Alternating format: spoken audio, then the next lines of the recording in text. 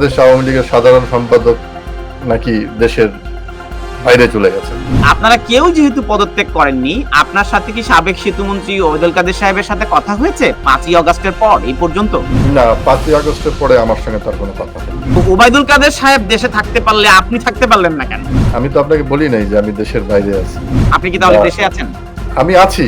আমাদের আওয়ামী লীগের নেতা কর্মীরা আজকে না খেয়ে আছে।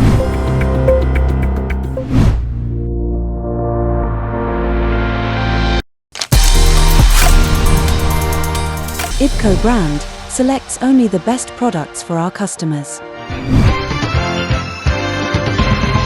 বাংলাদেশ আওয়ামী লীগের সাধারণ সম্পাদক নাকি দেশের বাইরে চলে গেছেন। তা আমি জানি না কোথায় গেছেন।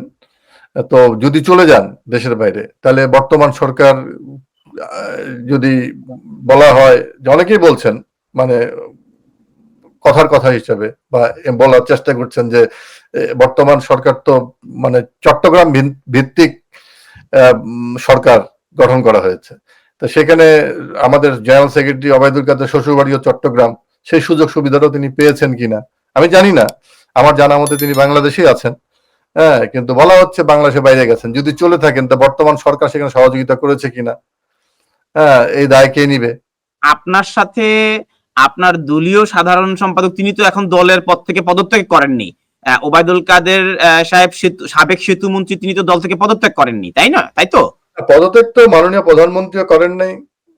তার মানে প্রধানমন্ত্রী পদত্যাগ করেন যদি নাই, আমরাও করি নাই। আপনারা কেউ যেহেতু পদত্যাগ করেননি, আপনার সাথে কি সাবেক সেতুমন্ত্রী ওবায়দুল কাদের সাহেবের সাথে কথা হয়েছে 5ই আগস্টের পর এই পর্যন্ত? না, 5ই আগস্টের পরে আমার সঙ্গে তার কোনো কথা হয়নি।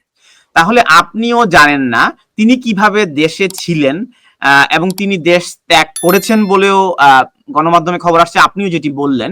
তাহলে কিভাবে তিনি মানে দেশ ছেড়ে গেলেন, আর কিভাবেই বা তিনি এতদিন দেশে ছিলেন? তো ওবায়দুল কাদের সাহেব দেশে থাকতে পারলে আপনি থাকতে পারলেন না কেন? না, আমি তো দেশে নাই, এটা আপনাকে কে বলেছে? আমি তো আপনাকে বলি নাই যে আমি দেশের বাইরে আছি। আপনি কি তাহলে না, দেশে আছেন? আমি আছি। আমি আমি নিজেকে রক্ষা করার জন্য যেই জায়গায় থাকা দরকার আমি সেই জায়গায় আছি।